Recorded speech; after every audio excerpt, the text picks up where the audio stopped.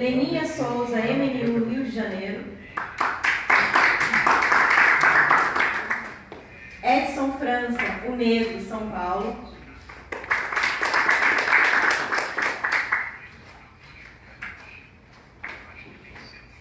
Emir Silva, MNU, Rio Grande do Sul. Rapper Pirata, Fórum Hip Hop de São Paulo. Sérgio Lourenço, La Paloma Cultural, Feira Afro, Zona Norte de São Paulo. Regina Nogueira, eu não ótimo, que eu não falei. Regina Nogueira. Regina Nogueira.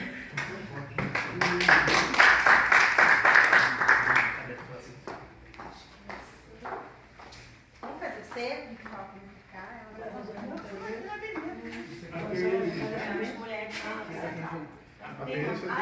Mas vai ficar, mas já fica provocando. Para que fazer isso? Você viu, mulher? É, aqui, daqui. Ele vai participar. É para mim, mãe, para falar comigo. Lu?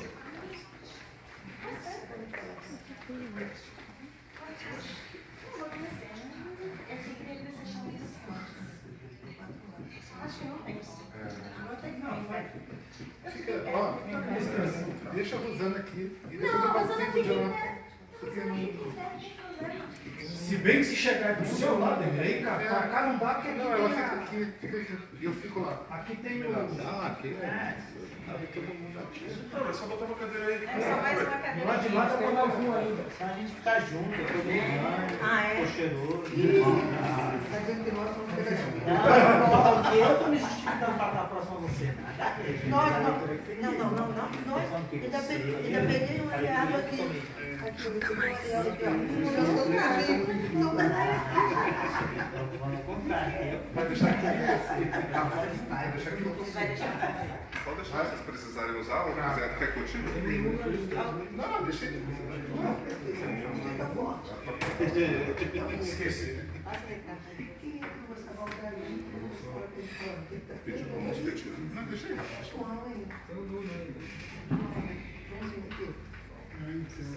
Bem, vou começar. Mesa. Vou começar a abertura, vou começar pedindo as falas. E aí a metodologia vai ser 5 minutos de fala para cada um. E depois a gente abre para perguntas, falas, alguma contribuição da plenária. Então, 5 minutos aí por cima. 5? 10 minutos? 15? Vou dar 20. Não, mas a gente. Vou 15 minutos. 10 minutos e 5 caso. Vai 5. Precisa ser bem feito, senão. Se o Flávio for contar a história. Eu vou então começar a mesa. Quem começa a fala vai ser o Emílio. Eu vou ser bem sucinto. Para deixar a galera. Boa tarde, companheiros e companheiras. Sejam bem-vindos à mesa de debate. E o propósito da ANLU e a linha de articulação da ANLU é exatamente de analisar, refletir, articular, fortalecer as estratégias do movimento negro brasileiro e as mesas da manhã, tanto a mesa de abertura quanto a mesa que fez um debate extremamente importante, porque as análises trouxeram de horizontes diferentes e antagônicos um exercício da necessidade de uma integração do movimento negro brasileiro, principalmente desse campo democrático e popular e do campo de esquerda, né? E que a estrutura tradicional, né, inclusive da esquerda negra, da esquerda brasileira, ela não comporta a forma de organização e alguns princípios, inclusive, de visão de mundo que são oriundos do povo negro. Então, ficou notório que, até o Gerson chegando, quando o Gerson aborda que no movimento Sem Terra existe uma base, né, uma base humana afro-indígena, né, de um povo que foi espoliado, e que o MST, sem dúvida, é uma organização de luta, de ação de luta, mas, ao mesmo tempo, não existe, de fato, uma ação articulada, ainda integrada, que possa promover uma disputa de poder mais encadeada desse discurso antirracista e esse discurso estratégico que já vem das organizações do movimento negro brasileiro. Então, eu fiquei muito satisfeito com o que aconteceu de manhã e que traz pontos de vista diferenciados, né? Quando, por exemplo, a gente analisa o que o Richard abordou e o que o Werder colocou, mas que ficou um problema, né? Um problema salutar, que é esse o motivo da nossa iniciativa, desse campo do Emílio, da nossa luta unificada, de chamar os quadros, chamar as lideranças, para que nós reflitamos exatamente qual o nosso papel nesse cenário, e que é um papel de protagonismo, né? De protagonismo, de idealização. E, pelo menos de 2000 para cá, nós já exercitamos muitas experiências nesse sentido, que foi a criação do CONEB, a criação da Convergência e as conquistas que, a partir da visão e de um histórico de resistência negra das décadas anteriores, acabaram influenciando nas políticas públicas e tudo mais, né? Então, é isso, dizer que essa mesa tenta aguçar e renovar esse debate,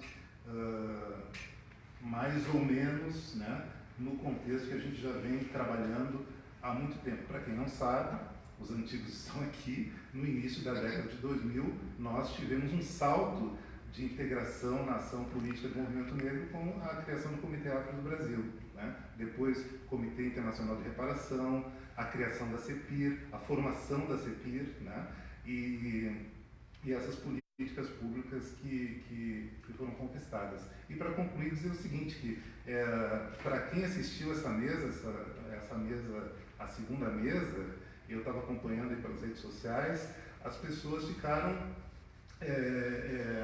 até surpresas com uma visão, né, intelectual, filosófica e também política, de lideranças que, afinal de contas, atuam, né, na resistência, pensam formas de resistência, mas não são alinhadas a esse formato, que é o formato, querendo ou não, de uma luta de classes e uma organização de resistência trabalhista que é muito eurocêntrica, e nós sabemos como é. E dizer, para concluir, o seguinte: quando o Gerson coloca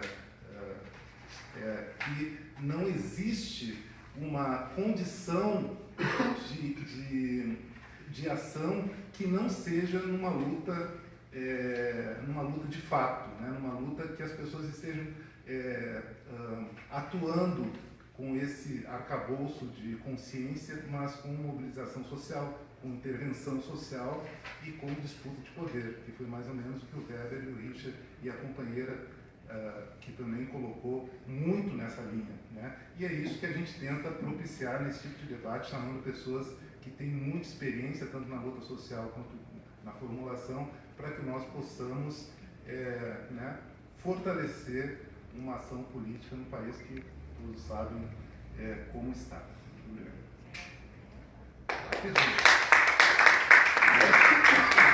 5 minutinhos. 5 minutinhos.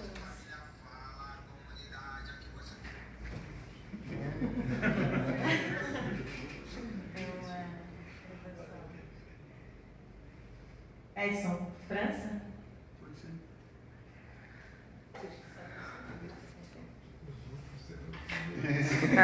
Só que você pediu para ser um. Bem, gente, boa tarde.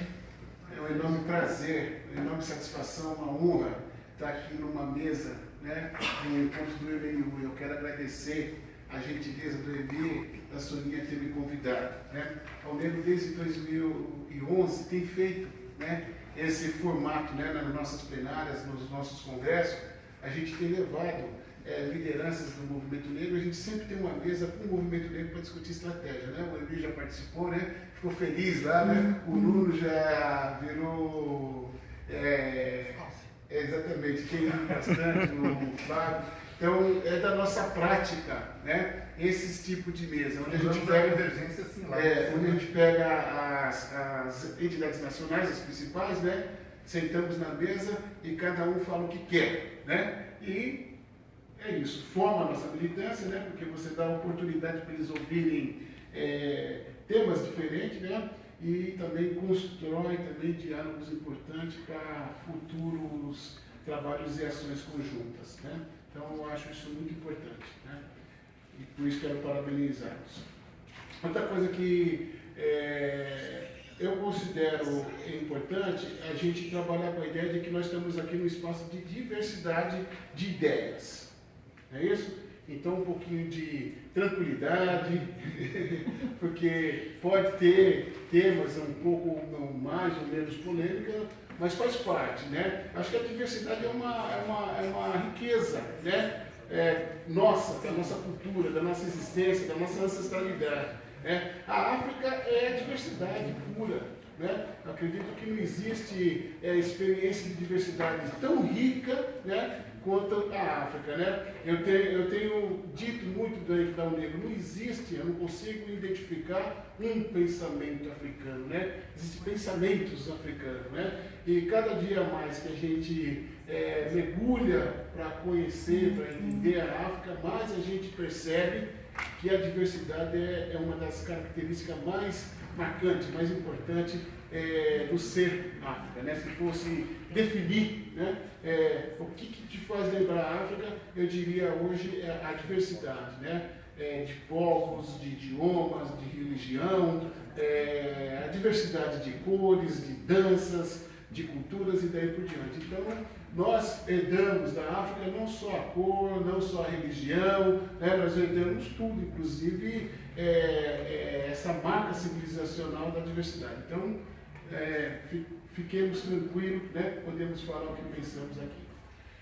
Eu parto do princípio que nós somos maioria populacional aqui no Brasil. O Brasil é um país de 214 milhões de habitantes. Nós estamos entre 54% de autodeclarados, né? Num país que vigorou durante muito tempo o mito da democracia racial. Né? Então, não é qualquer coisa. Se a gente tivesse um nível de consciência racial um pouco mais aprofundado, nós poderíamos dizer que 60% ou mais da população brasileira, sem sombra de dúvidas, é negra. Né? Mas, se a gente tem 54% de autodeclarados, a gente pode dizer que mais ou menos 120 milhões de pessoas aqui no Brasil é negra, mais do que muitos países, né? Mais do que muitos países, né? Existem mais negros brasileiros do que argentinos no mundo, né? Então, quando nós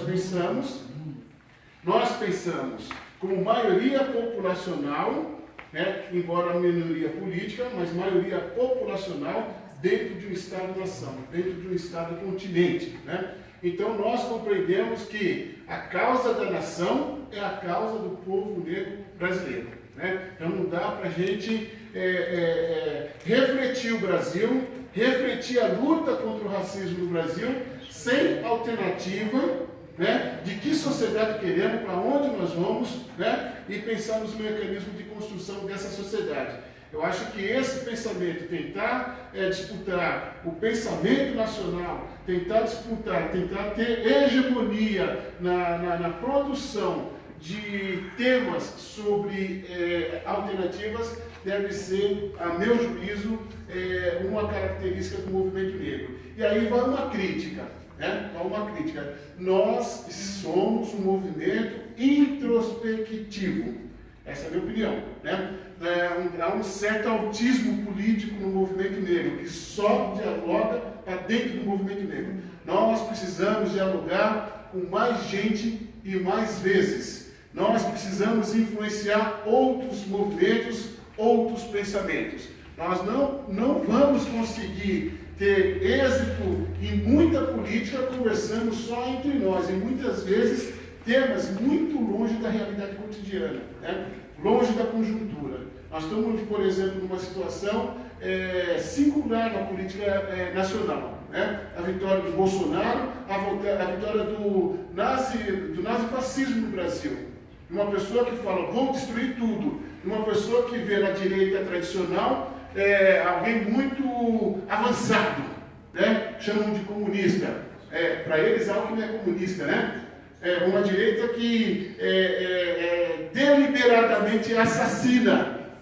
Uma direita que vai tirar, sim, todos os direitos dos trabalhadores. Que teve a cara de pau de apresentar uma reforma de previdência que ataca direitos mais comezinhos dos mais pobres e dizer que está tirando privilégio. E uma direita que teve coragem de mexer com o PCP, que trata dos velhinhos mais pobres que não conseguiram ao longo da sua vida acumular contribuição previdenciária, que tira salário família, que acaba com o PIS, vai para cima de quem não tem, que acaba com a aposentadoria rural e daí por diante. Então, uma direita perversa, consciente, né, que planeja, né, e que vai instituir aqui no Brasil uma sociedade, se tiver força para isso, uma sociedade reacionária.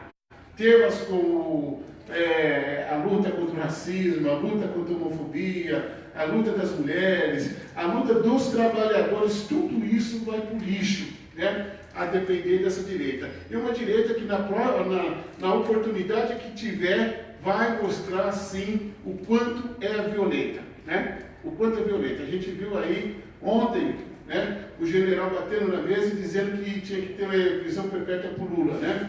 Então nós estamos diante disso. Diante disso. Não é um problema de brancos, considerando que nós somos o Brasil, considerando que nós temos 500 anos de trabalho aqui no Brasil, considerando que durante 388 anos aqui no Brasil só existia trabalho de negro, o resto era tudo parasita, né? Comiam, bebiam, se vestiam sobre o nosso trabalho, né? Então, esse olhar um pouco mais amplo a gente acha importante. Então, nós estamos diante de uma situação onde a democracia no Brasil está aviltada. Não existe democracia no Brasil. Não existe aquela democracia mais perfeita que a gente pensa, mas também essa democracia mais, eu diria assim, mais senso comum, ela também está atacada, né? Isso é um problema que a gente considera sensível, né? Nós estamos numa política de ataques regular, sistemático a direitos. Eu dei o exemplo da Previdência, mas há outros exemplos aí acontecendo, especialmente na área de trabalho, né? Nunca o trabalho foi tão atacado como tem sido agora, depois da abolição, né? Então, da abolição para cá, o que aconteceu foram algumas conquistas no sentido de direito, no sentido até de condições de vida de parcelas dos trabalhadores. Hoje não. Hoje é de regressão completa e total, né? E vão avançar mais à medida da possibilidade e da força desse governo. Então, é um governo também que, do ponto de vista econômico, ele é ultraliberal. Nós, da UNEGRO, compreendemos que o liberalismo não apresenta nenhum tipo de alternativa para a população negra. O liberalismo, ele é racismo na sua gênese. Nós não compreendemos que o liberalismo nos leva a alguma coisa, né? Não, aliás, isso tem sido uma convenção do movimento negro, pelo menos a maioria, né? De dizer que no capitalismo nós não vamos conseguir superar todas as mazelas do racismo.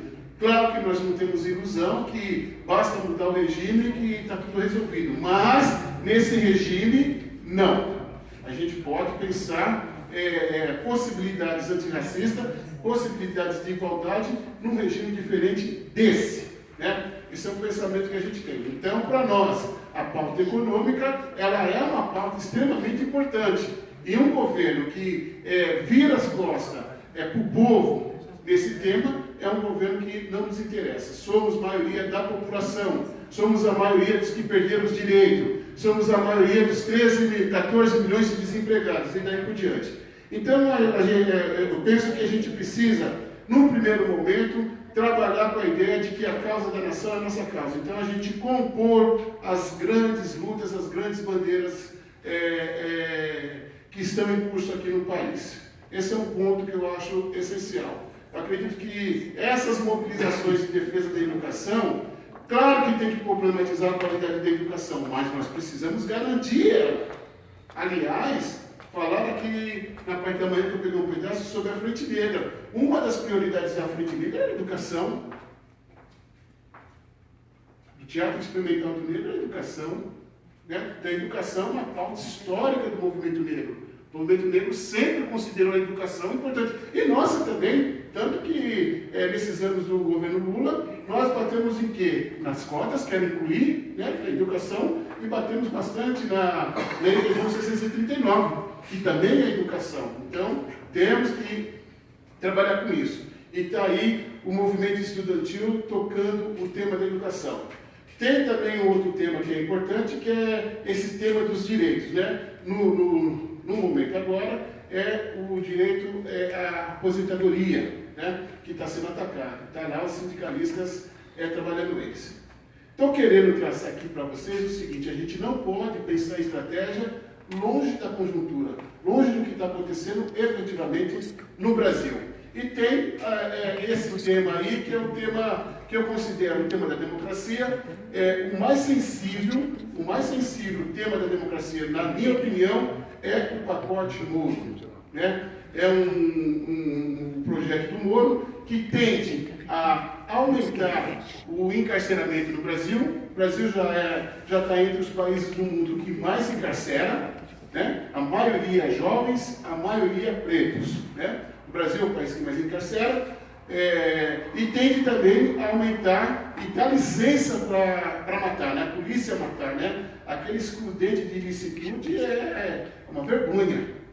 É uma vergonha, né? Então, é um ponto também que eu considero extremamente sensível na democracia aqui no Brasil, né? Que é dar ao Estado, né, aquilo que ele já faz, mas agora fazer dentro da legalidade, né? Apoiado por uma legislação. Então, para nós, do ponto de vista da democracia, esse é o tema mais sensível que está colocado para a população negra. Se aprovado, vamos ter mais negros e muito mais negros e negras sendo assassinados aqui no Brasil. Se hoje estão matando uma média de 65 mil pessoas, claro que nem todos são o Estado que mata, mas o Estado tem, sim, cumplicidade, né, nesse assassinato. O Estado é o ator da necropolítica, né? Essa que é a verdade, a classe dominante é o Estado, né?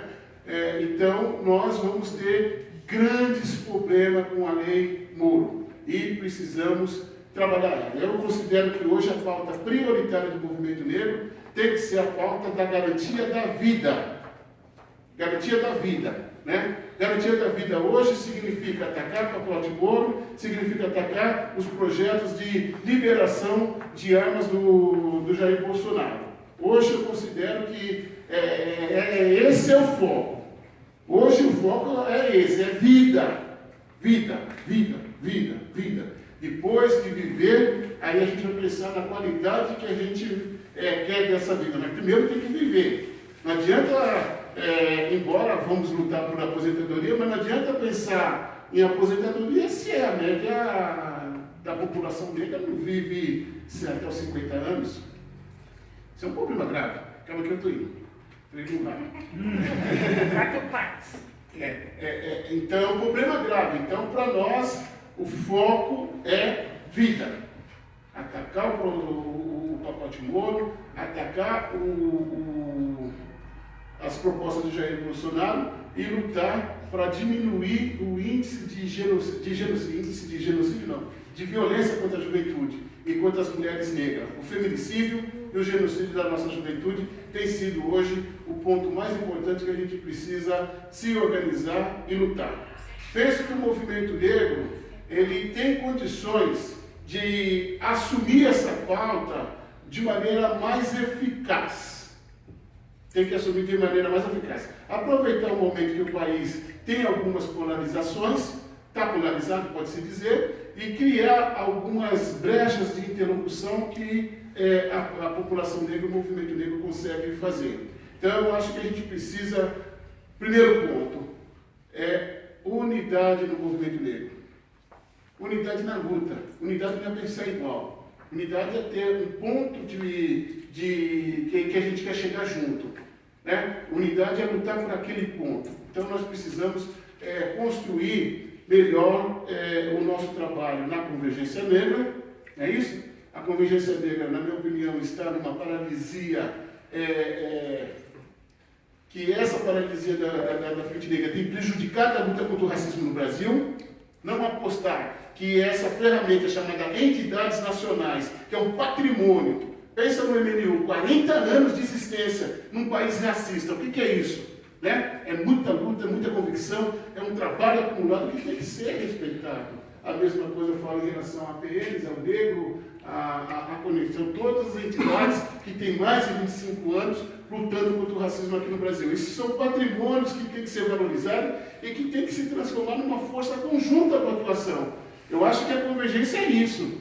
Não apostar, né, que esse patrimônio tenha a capacidade de alavancar processos políticos aqui no Brasil é um erro. Então a gente precisa trabalhar um pouco mais e melhor a Convergência Negra. Eu acho que a pauta deve ser a pauta da violência, né, a pauta da vida, né? Melhor dizendo, não a pauta da violência, a pauta da vida. Eu acho que a gente deveria pensar um pouco isso. Eu acho que é possível. Houve uma ação extremamente importante do movimento negro, eu estou terminando agora, mais um minutinho só. Extremamente importante do movimento negro, no dia 11 e 12, lá em Brasília, o Nuno esteve junto, acho que era daqui é o Nuno, né? Que foi uma tentativa nossa de abordar o Congresso Nacional sobre o tema do pacote Moro. Né? Vocês sabem que a política aqui no Brasil é uma coisa muito complexa. Muito complexa, mas a gente, eu considero que nós fizemos um trabalho importante. Eu acho que a gente precisa acumular a força do movimento negro, né, para avançar nisso. Nós temos algumas etapas, nós precisamos discutir esse tema nos estados, baixar para os estados, não deixar isso em Brasília. Discutir aqui em São Paulo e em todos os outros estados que for possível, pensar aí no máximo em, sei lá, no mínimo 5, 6 estados e a gente trabalhar esse tema do pacote Moro e do decreto do Bolsonaro inicialmente. Né? Se a gente conseguir, que eu acho que há caminhos para isso, impor uma derrota a esse tema, como nós conseguimos lá, que na CCJ fosse rejeitado e na terça-feira vai para a plenária lá no Senado o tema do porte de arma, o decreto do porte de arma, se ele for rejeitado lá no plenário do Senado, está morto. Então a gente conseguiu uma vitória. Então se a gente avança no pacote Moro, aí a gente tem condições de, a partir dessa experiência, dessa unidade do movimento negro, pensar em outros temas. Aí tem outros temas importantes que não dá para falar por causa do tempo, que é a questão da participação política, né? Que é um outro problema na democracia que eu considero extremamente grave. É inaceitável um Senado de 81 senadores e você ter apenas 2 negros. É inaceitável, incompreensível. Né? Você ter, por exemplo, na Bahia, uma Assembleia Legislativa que, ao longo de todos os anos de existência, é a primeira vez que elege uma deputada negra. Né? É inaceitável a Assembleia Legislativa aqui em São Paulo, a Câmara de Vereadores, a presença de negro em espaços de poder. Acho que isso é um tema que a gente precisa avançar bastante. Né? está entre as prioridades, a gente precisa trabalhar ele. E outro tema que eu considero importante, que a gente precisa discutir junto, é o tema do trabalho. Né? Houve um momento, você lembra, né, Fábio, que a gente discutiu bastante o trabalho aqui, né? As desigualdades se mantêm. As mulheres negras continuam na base da pirâmide. Nós não logramos êxito, nós conseguimos fazer a denúncia, mas elas continuam na base. O homem negro continua também lá depois das mulheres negras. E depois mulher branca, ou seja, a estrutura salarial, a distribuição do trabalho socialmente construído, eles continuam centrados em homens brancos. Então nós precisamos discutir a relação capital-trabalho com mais afinco, da forma, foi na década de 90 nós trabalhamos muito isso, na época da CUT, né? Quando a CUT estava grande, né? Mas nós precisamos trabalhar um pouco melhor isso.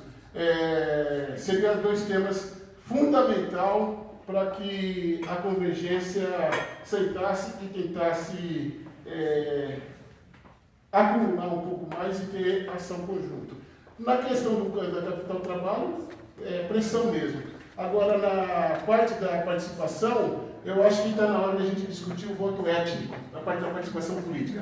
Não dá para desenvolver isso por causa do tempo, mas eu dei só essas manchetes, né? Espero que no debate sobre alguma oportunidade de desenvolver um pouco isso. Voto étnico. Vamos ter que falar para a negrada, você tem que votar num negão ou numa negona. Isso mesmo, voto preto. Temos que... Ué, por que não?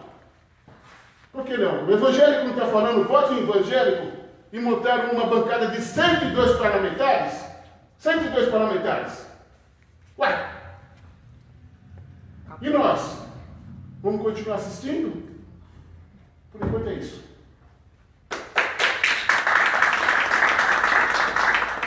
Eu queria pedir para incorporar à mesa o Nuno Coelho, da AB.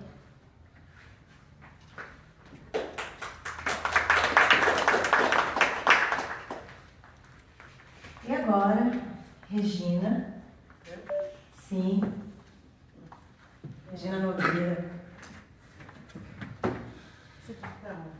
Ele fez 21 minutos. Poderia falar muito mais, viu? E o Emir fez 5.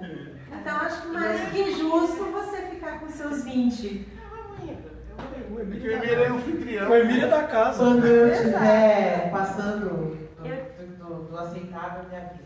Eu quero primeiro pedir licença aos meus mais velhos. Os mais velhos aqui são os que estão mais velhos nessa luta mesmo.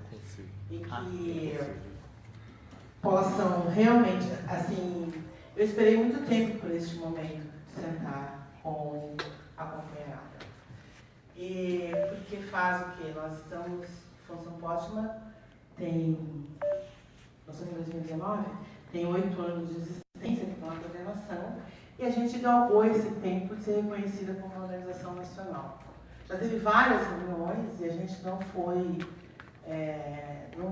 chamada, eu tenho por prática aquelas que a gente vai conquistando os espaços, e eu estou na coordenação nacional do Função Pótima nesse período, que é Fórum Nacional de Segurança Alimentar e Nutricional dos Povos Tradicionais de Matriz Africana, e a gente, nessa tradição, a gente espera ser reconhecido. A gente não se impõe. Então, eu estou muito satisfeita e fiquei pensando quanta coisa a gente queria realmente compartilhar numa mesa como essa. Mas antes de qualquer outra coisa, eu quero agradecer, né, ao Emir, principalmente, que foi a pessoa que foi o instrumento, foi a boca coletiva que nos chamou, assim. E ele tem esse papel, a gente trilha no Rio Grande do Sul, esse papel de Exu, esse papel de ser realmente, de se colocar como alguém que chama, que vai, que vem, que briga, que nunca se omitiu. Nós já brigamos muito, Emir, graças a Zazambi, assim como os outros companheiros da mesa também. E a gente construía quando brigava, quando a gente tinha esses espaços, sinal de que a gente tinha espaços de construção coletiva e que a gente não se afastava tanto. Bom, então eu falo desse lugar hoje, na atualidade. Sempre fui uma militante, para mim, militante é aquele que não caminha sozinho, acho que o primeiro desafio é a gente tentar construir junto. Não é fácil. É muito mais fácil a gente se socar dentro de uma academia, escrever teorias e dizer aquilo que a gente pensa e não tentar construir coletivamente. Essas pessoas ao qual eu me sinto bem à vontade de estar junto, nunca se omitiram. E daí o meu respeito total à mesa e ao que acompanhada ficar junto. Porque se tem uma coisa que essa mesa nunca fez, foi se omitir de discutir, de conversar e de construir e defender o que acredita. Mas também reconhecer quando o outro tem um pensamento diferente. Nós, do Fonsan Post, nós temos caminhado solitariamente nos últimos, vamos dizer, 10 anos, em busca do reconhecimento de um conceito. E isso tem sido o grande ponto de discordância e de colocação. E a gente tem brigado efetivamente pelo conceito de povo tradicional de matriz africana e temos nos colocado eminentemente contrário dentro dessa conjuntura e dizendo que é totalmente desfavorável a gente ser reconhecido como religioso e como povo de terreiro. Isso nos coloca num território único, guetizado, e dizendo que a gente não tem nada para construir fora daquele espaço. Algumas pessoas chegam a dizer mais radical e dizer que terreiro pode ser qualquer coisa, até terreiro de galinha. Mas ele demite um território geográfico muito mais e nos empurra para um processo de individualização, para um processo de pessoas consumistas de péssima qualidade, porque consomem para um conceito religioso e não um conceito político-administrativo e não um conceito que nos leva a apresentar algo não para aquele povo que lá vive, mas que nos leva para toda a questão. O conceito de povo, ele se contrapõe ao conceito de população. E aí eu acho que quando eu ouvi atentamente o Edson falar, essa é uma discussão. Porque a gente entende que, primeiro, a população, o conceito de população, ele nos leva a uma contingência transitória de mudança a partir do que eu sou. A população, e principalmente a população a partir da corporificação, da cor da pele. E aí quando a gente fala também de voto étnico, eu fico pensando, é um voto étnico ou um voto de cor? Porque o voto étnico é um voto que implica na compreensão de princípios e valores que eu carrego junto. O voto de preto me identifica a partir da cor da pele, como a gente está colocando. Então, eu acho que a gente tem dificuldades, a gente tem... E é uma coisa nova, não quer dizer que esteja construída e fechada. Mas tem sido, e a gente tem se colocado como um posicionamento político, como um enfrentamento político de ser povo, na contraposição de população, de ser tradicional pela manutenção de princípios civilizatórios, e aí garantindo a diversidade na prática, mas garantindo o princípio. E a gente tem acreditado que não discutir princípio tem nos levado à não unicidade. E tem nos levado a práticas que muitas vezes nos surpreendem, que muitas vezes a gente se coloca tipo na conjuntura do novo governo, quando aparece um ser preto, retinto, acompanhando o Bolsonaro, e a gente quer discutir que o cara não é preto. Não, ele é preto, preto ele é. Ele pensa diferente da gente? Ah, pensa. E eu não vou sentar com ele nem dou a mão. Essa história de me dar a mão também não vai. Porque as mãos, muitas vezes, me servem de defesa. Se eu tiver com as mãos presas e não saber quem está segurando a minha mão, é bem complicado.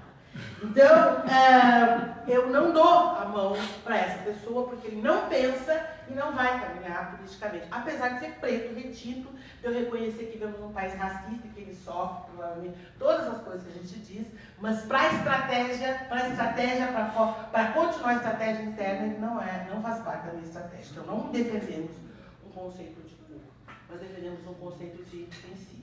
E aí a gente tem visto muita crítica, dizer, mas essa história de povo tradicional de matriz africana, vocês têm muito branco na concepção. Tem.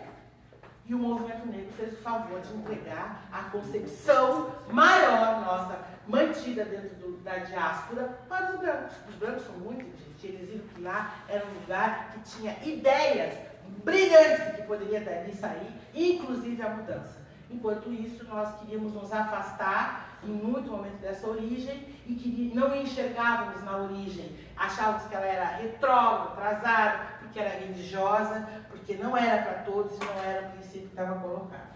Então, em cima dessa justificativa, nós do Fórum temos caminhado muitas vezes solitariamente na defesa do conceito de povo, de tradicional e de matriz ou matrizes. Aí como a diversidade da prática, na verdade, realmente tem várias ideias, várias práticas, mas o pensamento africano ele tem se unificado muito. E hoje, até nós, porque eu sou banto, eu me identifico assim muito pela língua e pelas práticas do pessoal angoleiro dentro do conceito religioso, mas o povo iorubá, por exemplo, que foi o povo mais disseminado e colocado dentro do Brasil, principalmente no Brasil, na diáspora, esse pensamento, o pensamento, a filosofia que foi colocada como Ifá, ela realmente, e o pensamento Ubuntu, por exemplo, que é Banto, esses dois pensamentos, o Ifá e o Ubuntu, eles são realmente dominadores como pensamento, não como prática. Porque a praxis, muitas vezes, ela é diferente, assim como a diversidade da prática no Brasil, desse povo, que tem inúmeras diferenças, mas tem um pensamento que deveria ser unificado. Agora, a grande questão é a colonização desses espaços territoriais.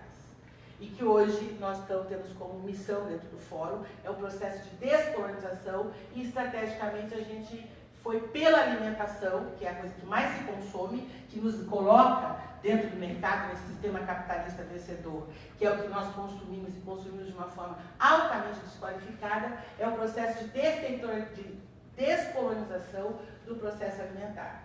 E aí a gente, então, tem feito como estratégia a questão de, para dentro, internamente, fazer com que se retorne ser um consumidor de alta qualidade e com consciência política, inclusive essa política de esquerda, que foi um roubo epistemológico, a esquerda roubou de nós a questão da agroecologia, roubou de nós o processo de coletividade.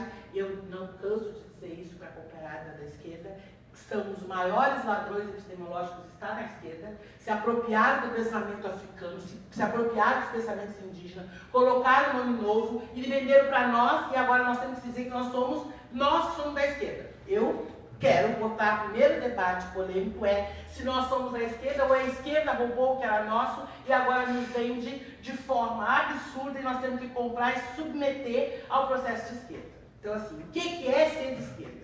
Eu digo, entre esquerda e direita eu continuo sendo povo tradicional de matriz africana. E ser povo tradicional de matriz africana, para mim, é ter uma forma organizacional de circularidade horizontal. Ah, mas tem um monte de coisa que era áfrica, que está os brancos tomando conta. Então, isso é processo de colonização disso. E eu preciso reparar e preciso ter como estratégia descolonizar isso e voltar a essa circularidade, horizontalidade. Ah, existem problemas, existem homofóbicos dentro da tradição. Não é problema. A tradição africana não é homofóbica.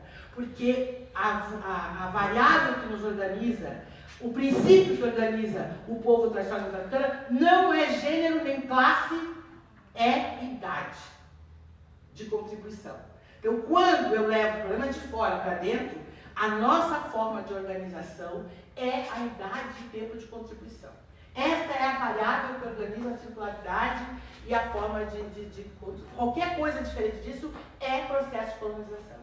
Ah, mas existem tribos na África que são homofóbicas? Existem. Assim como existem muitas outras coisas que a gente desconhece. Mas existe uma diáspora e a gente não está trabalhando para ser igual ou negar todo o processo de contemporaneidade que a gente tem vivido. A conjuntura, a gente fala de genocídio da juventude. O maior genocídio que a juventude, eles morrem como genes, morrem porque não tem princípio para seguir. Depois morrem fisicamente, porque não conseguem se defender. A questão do feminicídio, ela é grave. E a gente, essa semana eu fiz essa discussão aqui em São Paulo, que feminismo queremos? Nenhum, eu não quero feminismo. Quero uma outra teoria. Uma teoria em que leve em conta o racismo e que entenda que a morte da companheirada preta dos homens negros é gravíssima e que leva as mulheres a sofrer terrivelmente. E eu não vou, e eu digo com tranquilidade, nós não vamos entregar os nossos homens pretos para a polícia civil que está aí colocada e que mata. Nós seguramos a onda, mas nós precisamos caminhar junto a partir de resgatar esse respeito que tá perdido. E é complicado, nós fizemos coisas muito complicadas no processo de colonização. E eu entendo, e é muito difícil entender os homens pretos, muito difícil. Porque para ser homem numa sociedade capitalista como essa, e fascista, e não ter dinheiro para ser o mantenedor da casa, tem que se transformar no garanhão. E eu costumo dizer, quem tem uma arma, que nem os homens pretos têm no meio das pernas, deveriam ser contigo. E aí eles começaram a tirar para tudo que era, e a gente não tem como segurar isso. E esse é um problema sério, que tem nos dividido. E agora, ainda mais uma outra problemática nessa conjuntura. E aí eu vou pegar e vou aproveitar muito, não vou repetir as coisas que o Edson já colocou, mas vou falar de outras, botando outras temáticas que tem. É moda agora a questão de ser mulher preta. E pegar isso aí. Eu sou a mulher preta conduzida por um homem. Essa é a minha fama no movimento. Eu sou conduzida pelo meu ex-marido, que eu não tenho ideia, eu não penso, e isso não são os homens pretos que dizem. Eles até me invisibilizam, não me chamam para as reuniões das organizações nacionais, mas não dizem isso. Quem diz isso são as mulheres pretas que dizem, porque eu sou conduzida pelo Edson Nogueira. É assim que as pessoas falam. E eu quero dizer, olha, quem diz isso, eu não vou discutir feminismo com quem fala isso, porque me desrespeitar como pensante é algo que eu vou discutir o quê com alguém que já diz que eu não penso. Então, eu acho que aí agora é a grande pauta internacional, é por onde vem o dinheiro, um movimento onguista que se coloca e nós temos que se posicionar, se nós vamos fazer como estratégia, continuar apoiando ONGs que estão se mantendo e que estão mandando um bando de filhos para o exterior para fazer curso, e a gente não tem coletividade no princípio. Então a gente precisa saber, nós vamos continuar sendo onguista? Dá para continuar sendo movimento, negociando com ONGs feministas, com ONGs do movimento de mulheres negras, e dizendo que nós não podemos sentar, que quem senta com os homens pretos não tá? Eu não tenho problema de sentar com esses homens aqui, começou há anos, Emira, há anos a gente liga. Se eles têm pito para botar na lista, eu tenho teta, não tenho problema. Eu tenho poder, eu digo, eu não luto por empoderamento porque eu tenho poder. Não quer o meu poder do lado? Foda-se, vamos ver como é que vocês vão até lá sem o meu poder do lado. É assim que essa teoria da tradição africana vê a questão das mulheres. Então a gente tem que rever. Se a gente quer empoderamento, a gente quer reconhecer o poder que tem. Aí a gente vai nessa questão da educação e do trabalho. A gente tem que rever a estratégia, porque a educação nos ferrou. Se eu tivesse o mínimo de chance de não botar nem neto nem filho dentro da escola. Por quê? Porque elas nos roubam nossos filhos. A educação, a universidade é sedutora. Agora eu concordo com ela, não é hora talvez de discutir isso nesse momento. Nesse momento talvez a gente tenha que discutir só a vida. Agora, que vida? Eu não sei. Gente, é muito confuso essa história de sair discutindo unicidade por uma vida em que depois eu encontro com o meu, porque eu lutei da vida com uma arma na mão e tira a minha. Então, eu não sei. Eu acho que as políticas que estão colocadas, tipo as políticas de redistribuição de verba, como Bolsa Família, sem consciência, levou à conjuntura que nós estamos hoje, de chegar e as próprias pessoas que foram beneficiadas pegarem e cuspirem no prato que comeu. Eu acho que a gente tem que ter uma estratégia que caminhe junto, de lutar pela vida e de ter capacitação. Nós vamos ter que saber em que lugar nós vamos estar cada um. Eu queria, no momento que tem uma mesa tão rica como essa, saber quem é que vai ser o chefe. Eu não tenho problema de seguir. Pode ser homem. Eu tenho um pouco de dificuldade se for branco. Mas assim, que é mais difícil. Mas mesmo assim, se o cara chegar e a gente puder fazer um acordo escrito, né? Vamos lá, vamos negociar com todo mundo. E a gente puder conduzir, eu assumo o lugar que disserem que eu tiver que assumir como soldado. Não preciso estar à frente. Mas o problema é que ninguém quer ser soldado, todo mundo quer ser chefe, e a gente não consegue estabelecer que trincheira é para cada um.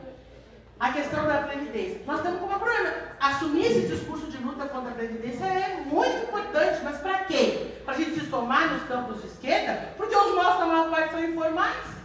Todo mundo agora querendo meização, está todo mundo meio. Então eu vou lutar por uma aposentadoria com que estratégia? Se eu não consigo falar com o meu, quando eu falo de Previdência, ele já está fora da Previdência. Então eu acho que a gente tem assumido o discurso branco, o discurso dessa esquerda, e não temos dialogado diretamente com os nossos, temos ficado sozinhos, todo mundo como chefe. E a gente não é líder de ninguém, porque quando a gente chama, não vem ninguém atrás da gente. Vai só a gente. Então, a gente está precisando estabelecer. Por que o Bolsonaro ganhou? A gente ele fala as coisas que o nosso povo quer ouvir. A gente não quer um filho burro que faça a regra de 3, que ele disse isso. A gente não diz o discurso. Eu não sei, eu estou aqui me permitindo a colocar minhas dúvidas. Não ter certeza nenhuma para a gente poder pensar aqui. A gente criou o Black Beautiful e hoje está a serviço do mercado. A gente concorre hoje com a Boticário e com a Avon, em cima da maquiagem que nós pedimos, que a Moeme ficou anos falando de mercado de economia. Eu vendi boneca preta na feira, nas feiras artesanais, e hoje eu concorro com a Marvel e com a... A gente deu sempre para eles deixaram a gente fazer lutas porque eles sabiam que o mercado ia assumir. Qual é a nossa luta que vai contra o mercado? Eu não sei. E aí, falar desse lugar do povo tradicional de norte-americana, que é onde a gente está falando, é criar uma reparação, dizer que no dia 13 de maio de 1888 não sobrou gente de cor preta aqui. As pessoas que estavam aqui eram oriundas de povos que tinham princípios civilizatórios e que nós abandonamos isso ao longo da nossa luta. E nós somos todas organizações muito velhas e nós não fizemos essa reparação. Foi nossa responsabilidade. Foi nós que deixamos o evangelho crescer quando nós fortalecemos o nosso povo apenas como religioso. A gente sabe que a gente cresce no contraponto. Hoje o capitalismo se revê porque caiu o muro de Berlim. Então não tinha mais o comunismo do outro lado, então não tinha mais princípio para colocar. Quando nós nos fortalecemos como religião, nós deixamos o evangélico se criar como religião e religião forte, reconhecida pelo poder. E nós não tivemos coragem de romper com isso. E continuamos mantendo. Exatamente, a África é diversa, mas para diminuir e para fazer populismo, a gente diz que todo mundo é do axé, a gente diz que todo mundo é do santo. Eu não sou do axé.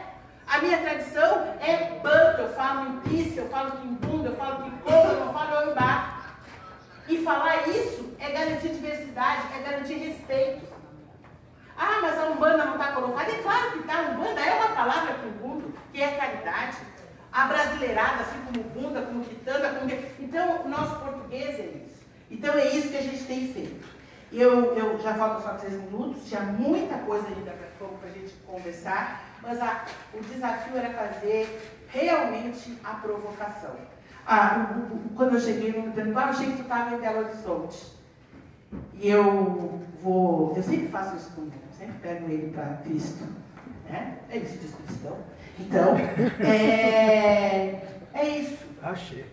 A gente pega e divide. Então, o povo tradicional hoje está todo lá se dizendo povo de terreiro e não fazendo uma estratégia conjunta com todo o movimento negro, mas assim, mais na política mesmo. Eu não tenho que estar discutindo o culto, isso eu faço no meu terreiro. Eu quero discutir o que aquilo lá tinha de bom que manteve nós vivos até hoje. E que faz hoje que o principal poder que tem nesse Brasil paralelo, que é o tráfico, tente destruir cada lugar. E a gente continua dizendo que é intolerância religiosa. A quem a gente quer proteger quando a gente chama do que está acontecendo no Rio de intolerância religiosa? Não é intolerância religiosa. É disputa de território internacional. Porque lá, quando os caras unificam o morro, a gente consegue levar gente de fora do morro para dentro do morro, dentro do sistema de terreiro. E aquilo lá tem que ser destruído. Porque lá eu falo diferente, lá eu consumo diferente, lá... E a gente fez isso quando foi a grande moda dos quilombos. Tudo que foi a organização do movimento negro, o MNU, todo mundo foi para dentro do quilombo. E fez a mesma coisa, não se contrapôs ao sistema. Usou os quilombos, estudou o quilombo, fez tese de quilombo, mas não mudou a vida do quilombo, ao ponto que hoje está todo evangelizado e sem tradição. E a mesma coisa nós vamos fazer com os terreiros enquanto continuar chamando de terreiro, de religião, e não como um espaço político que cada um daqui pode aprender a realmente uma ação, vamos dizer, abre aspas, alternativa, uma democracia alternativa. Hoje, realmente, já vou encerrar, a luta é pela democracia. O projeto deles é o poder não emana do povo, o poder emana de Deus. E nós estamos chamando isso de religião. Quem são os representantes de Deus que vão dar conta dessa democracia que os caras estão aprovando no Congresso? E vocês vão continuar nos tratando de religiosos? Vão dizer que a gente tem que fazer culto? E vão abrir para a única reunião e para a única fala do povo tradicional norte-africano para fazer uma oração antes de iniciar?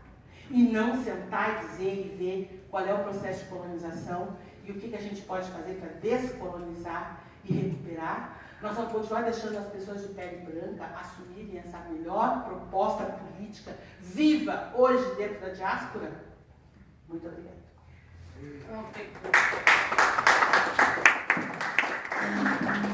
me senti provocada. Tenho várias perguntas depois e várias provocações também.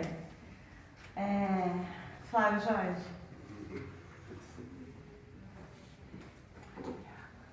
Bom, boa tarde a todos os lutadores e lutadoras aqui presentes. Eu vou tentar fazer uma fala dentro do tempo que eu tenho, colocando algumas impressões pessoais sobre o momento político que a gente está vivendo, mas basicamente baseada numa plenária nacional que a CONEM conseguiu realizar agora 24, 25 e 26 na Escola Nacional Florestan Fernandes, aqui em Guararema. A gente conseguiu reunir cerca de 70 lideranças de 17 estados. Então, eu vou tentar repassar um pouco do que a gente extraiu dessa plenária. E também uma visão que nós temos sobre a conjuntura. Nós temos uma preocupação da CONEM de não discutir apenas a conjuntura do momento político que a gente está vivendo, mas fazer uma discussão daquilo que a gente chama de uma conjuntura de longa duração. Eu acho que ajuda mais a gente compreender até o momento que estamos vivendo.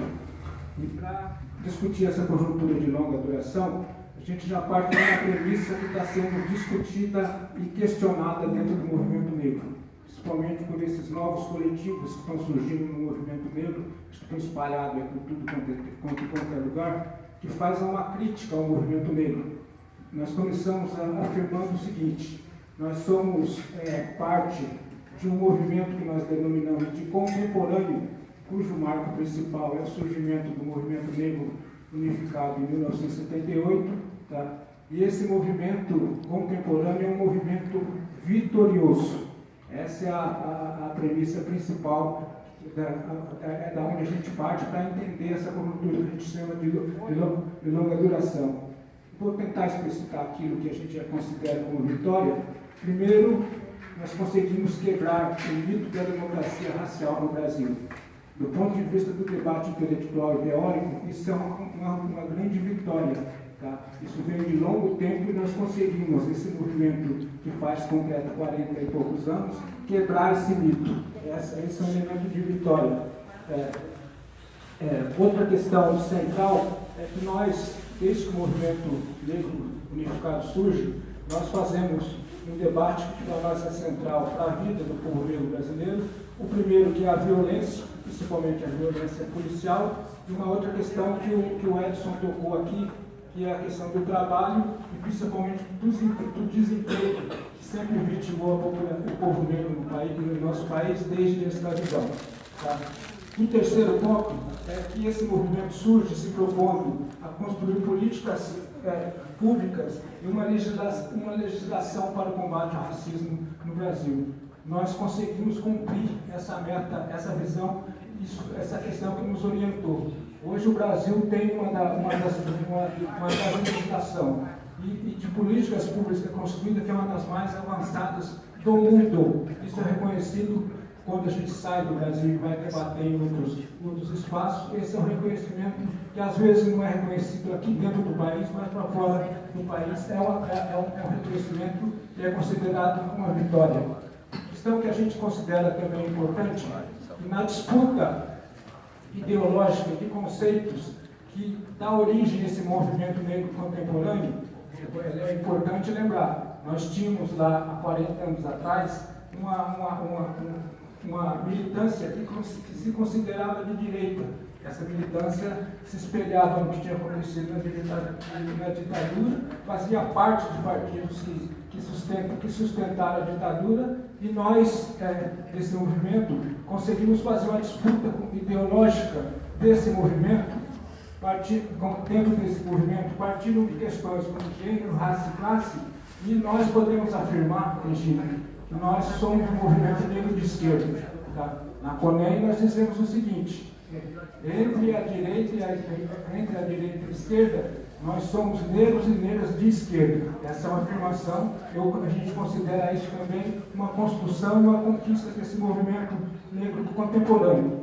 E a luta desse movimento negro que garantiu, ao longo desses anos, e principalmente nos últimos 12, 13 anos, de momentos pequenos de democracia no país, conseguimos, é a luta desse movimento que conseguiu conquistas muito significativas e que se tornaram duradouras na vida do povo negro do país. Então, queria partir disso para a gente poder avançar no momento seguinte, para a gente entender esse momento que nós estamos vivendo. Aí, entrando no novo governo, o entendimento que a gente tem, o Edson já tocou, mas eu queria destacar alguns pontos que são gerais, mas que nos afetam, enquanto a maioria da população brasileira, 54%, é um discurso de maioria populacional e política. É um governo neofascista. Por que é um governo neofascista? Não é um fascismo clássico, do jeito que a academia e aquilo que foi aplicado em outros países, mas é um governo neofascista cujo centro não é essas baboseiras que a Damares fala, embora a gente deva considerar essas baboseiras, mas o centro é a implementação de uma política neoliberal radical, dirigida hoje por Paulo Guedes, que é o cara que unifica esse governo que tem contradições, mas essa política radical vai trazer muitos malefícios para a vida do povo negro e pobre do país. Não podemos deixar isso de lado. Tá? Os pontos, fora isso também, o debate internacional que a gente precisa incluir nas nossas pautas, e que foi muito caro a esse movimento negro contemporâneo na sua origem, não é um governo que é uma ilha só no Brasil. É um ressurgimento de governos de extrema-direita e neofascistas na América Latina e outros pontos do mundo. Só para citar alguns países: Itália, Espanha, Alemanha, Polônia e outros. Então nós não somos uma ilha aqui dentro. Tá? Alguns pontos centrais que orientam a nossa resistência à luta de combate ao racismo no Brasil nesse momento. A violência. Nós já lá na origem, nós já discutimos a violência. Hoje essa violência se agudiza com a venda e posse de arma, o genocídio da juventude, o feminicídio das mulheres negras e esse pacote, isso que o Edson já tocou, que isso está tudo embutido nesse pacote que se chama de pacote anticrime. Não sei se a gente precisa arrumar um outro nome, que acho que até é leve a gente chama isso de pacote anticrime. Tá?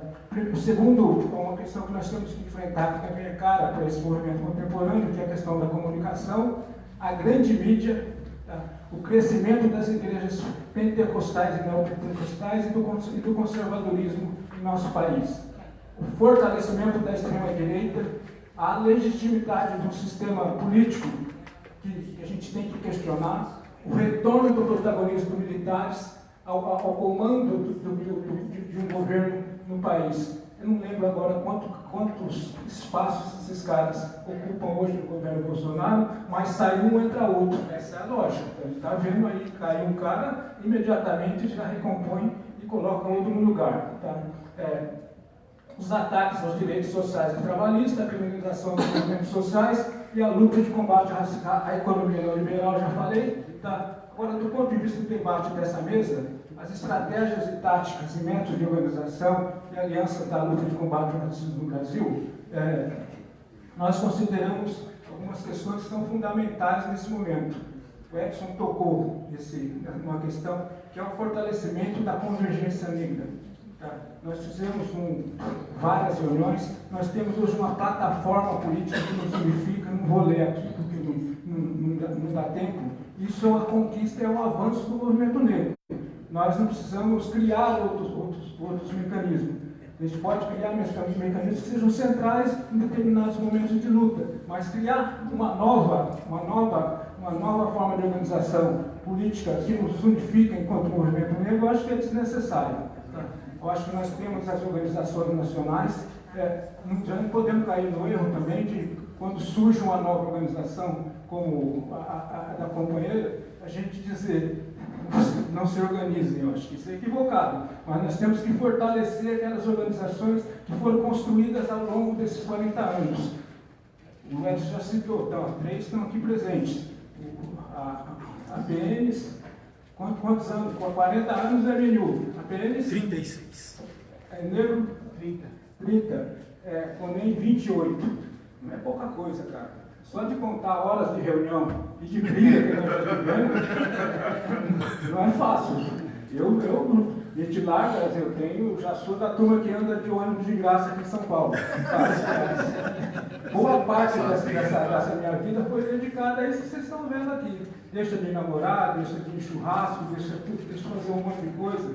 Isso aqui é um ganho, é um acúmulo que você não pode chegar e falar, vocês estão superados, como a gente vai nesses espaços, principalmente acadêmicos, e o cara chega e fala, vocês são um movimento superado e tudo bem. Muito pelo contrário, tem que fortalecer essa luta, como os brancos fazem. A CUT e os trabalhadores festejam as suas organizações, festejam os seus 1º de maio, nós temos que fazer a mesma coisa conosco, tem que ter autoestima para isso acontecer. Outra questão que para nós é central nesse momento, enquanto eu acho que nessa construção da convergência, nós enquanto CONEM, estamos vivendo uma experiência muito significativa. O Edson também está sempre presente enquanto conego, e a participação na Frente Brasil Popular. Tá? A Frente Brasil Popular aglutina partidos das mais variadas tendências hoje nesse campo de esquerda. Nós fizemos uma reunião agora, segunda-feira passada, que reuniu todos os partidos progressistas do país, reunidos com a Frente Brasil Popular e com a Frente Povo Sem Medo. As diferenças entre esses agrupamentos são, assim, desde quem se considera mais comunista que o outro, quem se considera mais socialista do que o outro, quem é mais trabalhista do que o outro, mas eles têm conseguido construir consenso entre nós que tem orientado isso que a gente está vindo agora. Essa greve geral que foi construída agora, essa semana, foi fruto dessa organização e dessa unidade política. Tá? E nessa participação na Frente Brasil Popular, que a gente considera significativa, nós fizemos a opção de não entrar nas duas frentes. Tem a Frente Povo Sem Medo e a Frente Brasil Popular. Nós optamos, enquanto CONEM, pela Frente Brasil Popular, que é um campo com o qual a gente tem mais unidade política. Como referência política da luta mais geral, a gente passa a se orientar por aquilo que a Frente Brasil Popular tem como ponto de unidade hoje na luta política. Aí vocês vão dizer, quando a gente fala isso, vocês estão se submetendo à política dos brancos, a gente não considera, a gente não entra nesse discurso. Se nós somos a maioria, como o Edson falou, os pontos que têm de unidade, como o IBGE tem dito, não é o Edson, é o IBGE. Né? Não está atento porque o censo vai querer questionar essa nova maioria logo no próximo censo, mas o Edson tem razão. Se esses pontos unificam essas organizações, eles estão unificados em cima de pontos que atingem diretamente a vida do povo brasileiro. Hoje, os pontos que têm unidade dentro da Frente Brasil Popular são a educação como componente importante da disputa ideológica com o governo Bolsonaro, tá? A luta em defesa da soberania nacional, a questão da democracia. Já foi dito aqui, mas é importante a gente destacar. Quando a democracia é violentada, direitos que nós conquistamos, nós negros e pobres, estão sendo violentados. Então a democracia para nós hoje é uma questão central e o movimento negro ajudou a construir essa democracia no Brasil. Quando a gente quebra o mito da democracia racial, a gente dá um salto naquilo que a gente compreende de democracia no Brasil. Tá? Já falei da soberania nacional, tá? Que eu acho que é significativo, não dá tempo de a gente destacar. Pega só um exemplo, entregar a base de Alcântara hoje para os Estados Unidos, é uma questão que fere diretamente a soberania nacional e viola direitos de uma população, de um povo que vive naquela região e que vai ter desdobramento na vida de todos nós. E, por fim, a questão do Lula livre. Tá? A gente queria destacar a importância desse tema, não é porque a gente só considera o Lula um preso político, isso é significativo. Mas eu queria ler só um pedacinho do documento da CONEM, e vou fechar com isso para ficar no meu tempo. Tá. Lembremos que toda a perseguição judicial e midiática ao Lula representa também o medo secular das elites endinheiradas, mas culturalmente medíocres do Brasil. Essas elites brancas não têm um projeto nacional, não suportam a liderança popular de Lula e do projeto de nação. E isso é o centro da defesa do Lula, das forças progressistas de esquerda por ele representado. Então, quando a gente fala Lula é nós, Lula representa esse projeto que a gente constrói. Na visão dessas elites de pensamento colonial, Lula cometeu um pecado mortal, pois além de incluir as massas no início de uma democracia social, começou a estabelecer o Brasil como um território minimamente soberano no mundo, em aliança e colaboração com as nações de África e da América Latina. As elites brasileiras preferem o caos ao ver o país representado por alguém oriundo ou representante dos grupos populares que se irmana a América Latina, a África, dá um não às metrópoles da Europa e dos Estados Unidos. Então o Lula livre é central também, não porque é o Lula, mas pelo que ele representa e pelo projeto que está em construção para o Brasil, que precisa avançar muito mais, do qual nós fazemos parte. Brevemente é o que a Conei pensa nesse momento. 15. Você fechou em 15. Vou te dar um abraço. Vou te abraçar. Isso aí como Banco de horas. Gostei. Banco de horas é novo. pelas horas gastas. APM. Nuno.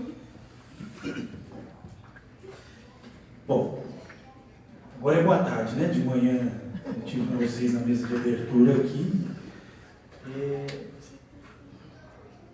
De manhã eu falei em nome do deputado Vicentinho, era uma mesa de saudação, e agora a gente então fala enquanto militante, não mais como assessoria, mas como membro dos agentes pastoral negros do Brasil. E é importante, antes de entrar no tema dessa mesa, ressignificar para vocês o lugar dos APNs, de onde é que ele vem, porque a cada ambiente novo, a cada tempo novo, a gente vai percebendo uma rotatividade de novas lideranças e surgimento de novas lideranças. E essa memória que o Flavinho traz, de manhã eu dizia isso para vocês, é interessante estar aqui nesse encontro MNU, porque tem aqui 3, 4 entidades as mais antigas da história contemporânea do Brasil. Os APMs surgem no período pós-ditadura, início dos anos 80, num espaço de articulação que naquele momento era um momento de base no Brasil, era um dos momentos fortes na estrutura do país, que é as comunidades eclesiais de base. As comunidades eclesiais de base não era um espaço de organização só institucional da Igreja Católica, mas era um espaço que muitas religiões, inclusive, que não tinha espaço na sociedade, vinha dialogar, vinha comungar desse ambiente religioso. Vinha comungar desse espaço que começava lendo a Bíblia e terminava na luta na rua. Movimento de Eucaristia, movimento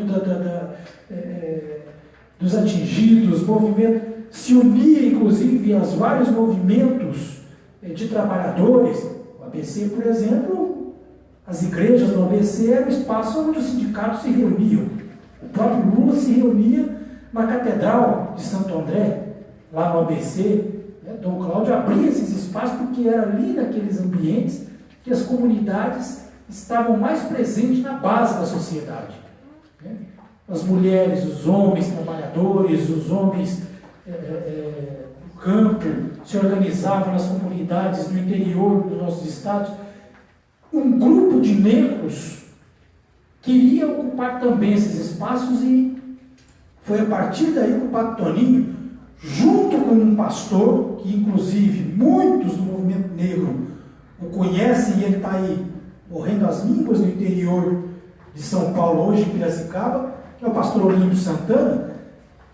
Sentaram os dois juntos e começaram a conversar. Nós precisamos organizar o nosso povo para essa luta unificada. Nós precisamos, não é que a luta existisse naquela época, para essa luta unificada com este movimento negro unificado, que é um espaço de denúncia, é um espaço de referência, é um espaço de ação e atuação, mas o nosso povo, a nossa base, está um pouco meio abandonada e meio silenciosa nesse espaço religioso de igrejas.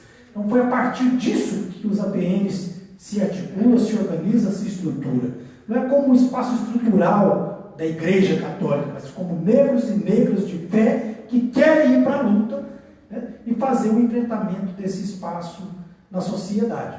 Tanto que começa a se articular nessa estrutura, começa a enfrentar essa estrutura a partir da sua institucionalidade, ocupando espaços. O que foi aquela campanha da fraternidade de 1988?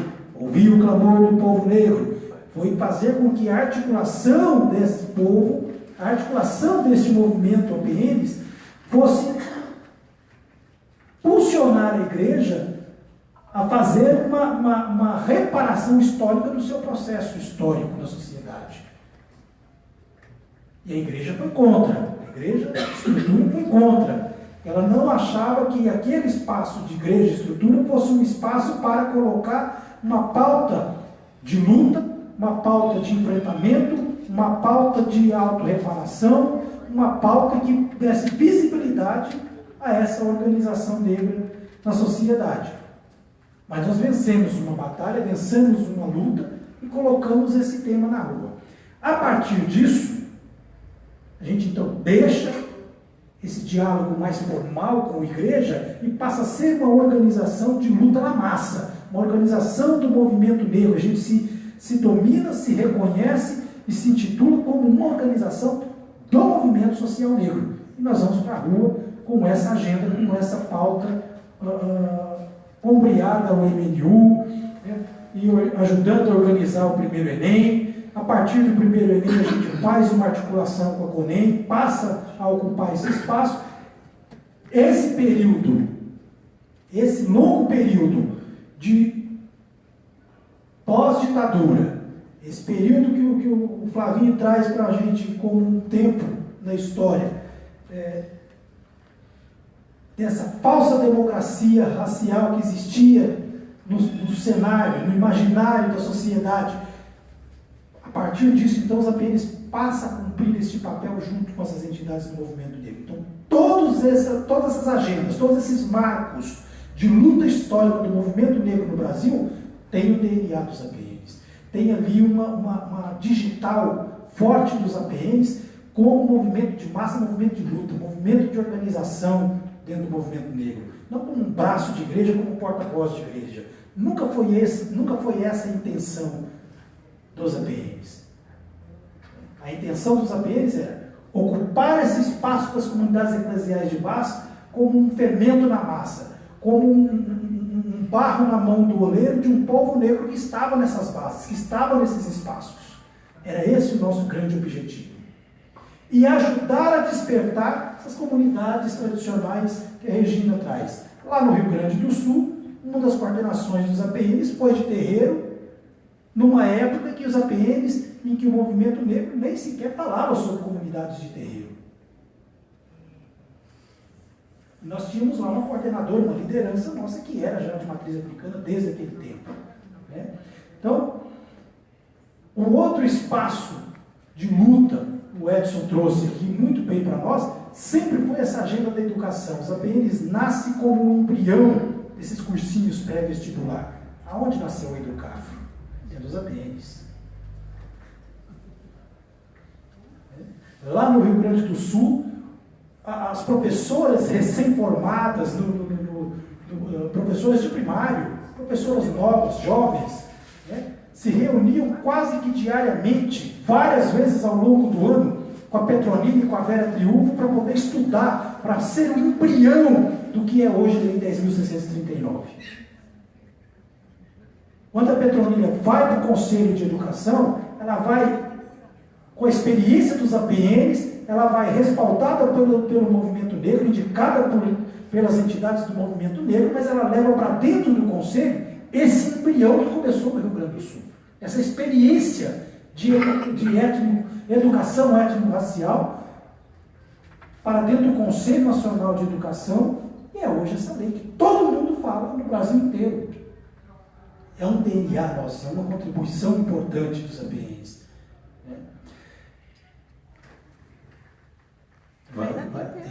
Esse momento todo, de 2000 para cá, até um pouco antes, esse período da Constituição, onde o movimento negro todo ajudou a construir essa nova Constituição do Brasil, né, teve participação nossa ativa nesse processo todo, que nos leva até onde nós chegamos hoje. De mãos dadas, Regina. Eu acho que em vários momentos... Abraçados, vamos ser mais. Abraçados, acho que em vários momentos da nossa história, por mais dificuldade que a gente possa ter, talvez na forma de conduzir o processo, mas nós estivemos sempre abraçados na pauta e no diálogo daquilo que nós precisamos fazer. Eu, particularmente, defendo, vou defender e sempre fui muito institucional. Eu nunca falo a partir de mim, eu sempre falo a partir de onde eu estou. Eu falo pelos ambientes, eu falo pela minha entidade. Eu não consigo crer e nem conceber nenhum tipo de liderança que seja individual. Primeiro porque ela não se constitui individualmente, ela só se constitui porque ela faz parte de algum lugar. Alguém a trouxe até aqui, a formou, a capacitou para ela estar onde ela está e falar a partir de onde ela fala. Nós conseguimos, de forma unida, pensar o CONEP. O CONEP foi um processo importante na história contemporânea do Brasil.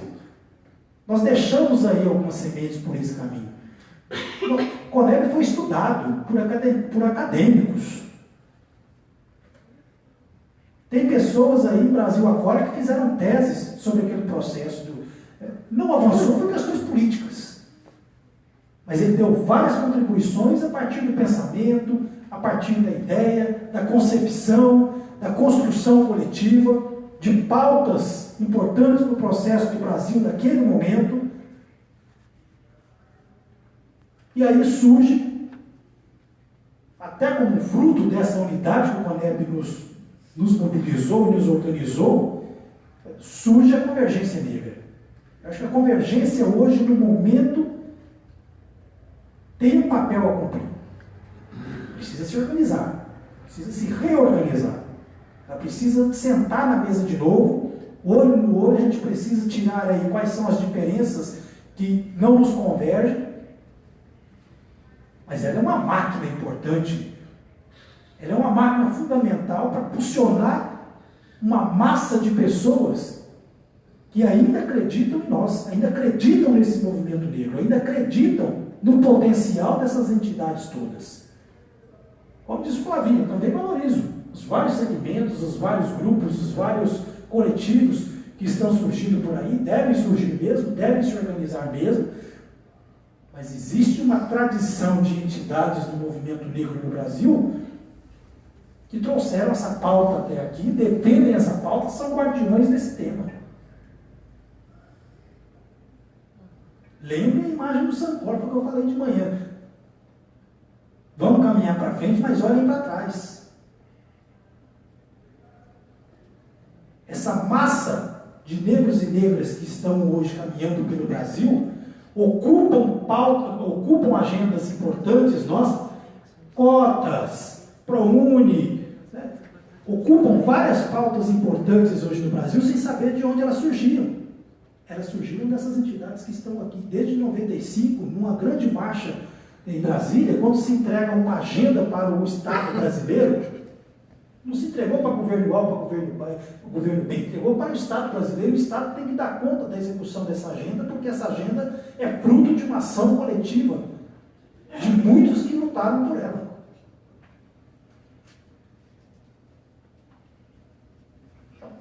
Eu aplaudo, incentivo, apoio qualquer novo coletivo, mas há que se respeitar um processo histórico, né? E aqui não discuto questões geracionais. Não é uma hegemonia de geração. É quem tem mais ou menos idade, quem veio primeiro ou quem veio depois. Eu defendo um processo coletivo construído há longos anos, que hoje muitos estão se beneficiando. Falam dessa agenda, falam desse processo, falam dessas, como se fosse algo construído agora, fosse algo que a Avenida Paulista está trazendo, fosse algo que as mídias sociais estão levantando como pauta, como agenda política. Há que se respeitar o processo. Há que se garantir a história. E nós estamos aqui para guardar, sermos guardiões desse processo histórico no Brasil. Sétimos guardiões? Se contar, está chegando os 9 aí. Ó. Tem um povo aí que já está... Então, a convergência tem um pouco esse papel também. Nós temos 13 pontos exaustivamente debatidos, Nós temos 13 pontos dialogados e consensuados por todas as principais entidades nacionais do movimento negro. O fórum estava lá em Porto Alegre, Regina, participou da reunião da Convergência em Porto Alegre e consolidou os 13 pontos. São 13, são parece que 15. Que? Para não dar confusão. Ah, para não dar 15. 15 pontos, vamos dizer, então. Né? Não, mas aí 15 também a confusão é maior ainda. Então, há um princípio entre nós que se chama convergência negra, e essa convergência não se faz individualmente. Eu estou igual você, Flavinha, eu não discuto mais naquele grupo de convergência, porque ali, dentro daquele grupo virtual, há muitas pessoas que falam a partir de si próprias, tem muitas pessoas que botam suas análises, suas avaliações, a partir do seu coração, do seu sentimento. Tudo bem, a gente respeita porque vivemos num processo democrático, mas os espaços de organização, de articulação coletiva, precisa ser a partir de algo maior. O que eu, Núrio, penso, enquanto pessoa, enquanto pensamento meu individual, meu particular, eu não ponho nessa mesa, porque aqui eu represento uma entidade, eu falo a partir dela. Então é o que ela pensa, o que ela debateu conjuntamente, o consenso que ela desenvolveu enquanto organização, é que eu trago para essa mesa de debate. E em qualquer outro espaço que eu estiver. A minha entidade é maior do que eu. A minha instituição é maior do que eu. Então, se nós, enquanto entidades do movimento negro, nós, enquanto organizações do movimento negro, não sentarmos numa mesa que não seja vertical, mas seja uma mesa redonda, sem dono, sentarmos numa mesa redonda e pensarmos o que fazer daqui para frente, e aí ampliar esse leque de debate, ampliar esse espaço de articulação. Não pode mais ser só esse movimento que se articula na esquerda, não pode ser só essas entidades que fazem parte dessa articulação de esquerda. Nós temos algumas outras organizações aí fora que já estão nos procurando para conversar, inclusive na direita, porque eles nunca imaginaram que iam perder o espaço de articulação deles, porque essa extrema-direita está chegando com tanta força, com projetos tão ambiciosos, que a própria direita já começa a nos procurar para fazer um diálogo mais profundo, um diálogo mais aberto. Não, mas tem aí o Canafro está querendo conversar, dentro do PMDB Afro lá já estão querendo conversar.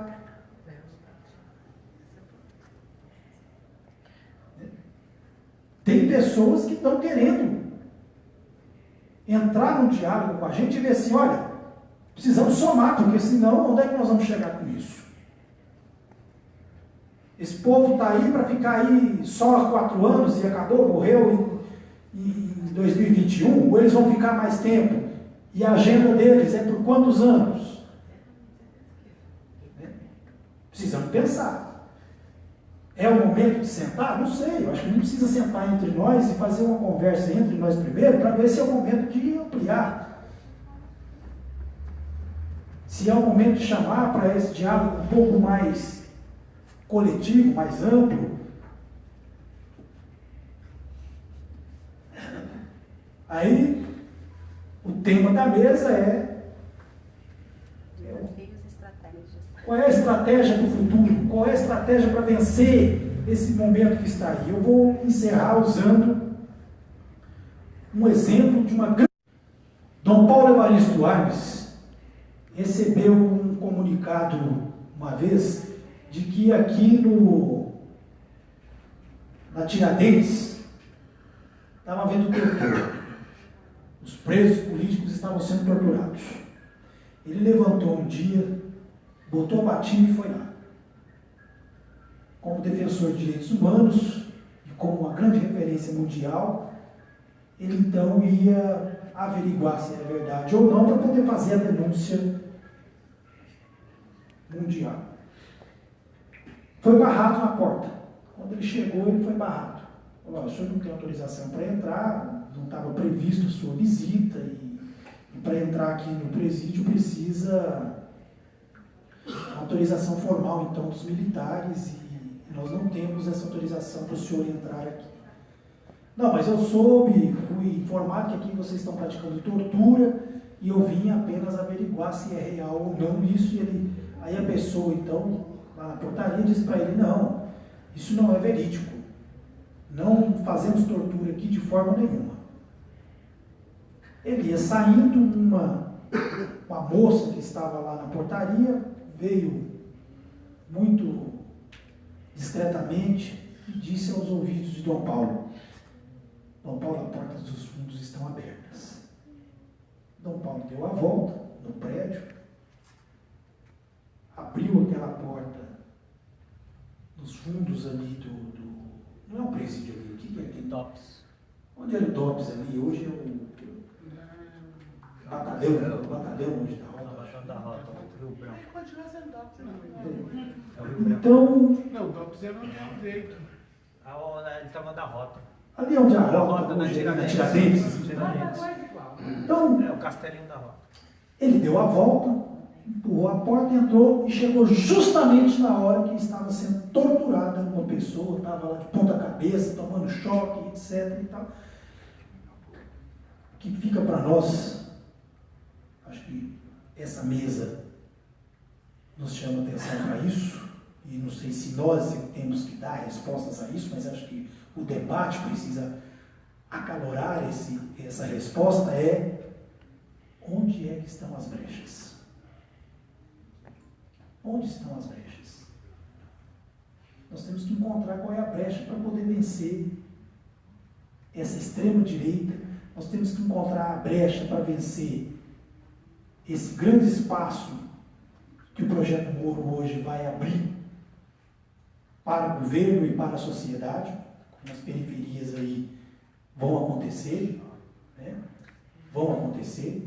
Semana passada aqui em São Paulo, esse pai atirando o namorado da filha simboliza para nós que hoje qualquer discussão de mesa de almoço de domingo vai ser resolvida ali no tiro, na bala. Eu acho que nós temos que encontrar a brecha.